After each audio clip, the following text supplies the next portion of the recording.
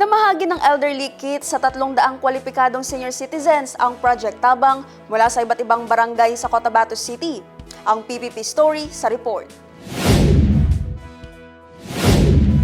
Matagumpay na naisakatuparan ng Project Tabang ang Humanitarian for Orphanages, Markads, and Elderly with Special Needs o Homes noong Huwebes, 15 ng Enero taong 2026, kung saan namahagi ng elderly kits sa 300 kwalipikadong senior citizens mula sa iba't ibang barangay sa Cotabato City.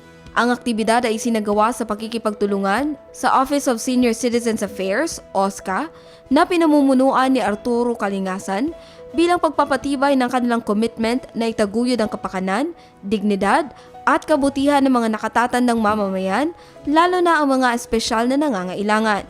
Sa pamamagitan ng Home Sub-Program, patuloy na dinadala ng Project Tabang ang compassionate at people-centered services sa mga komunidad na sumasalamin sa kanilang misyon ng inklusibong humanitarian support at responsive governance.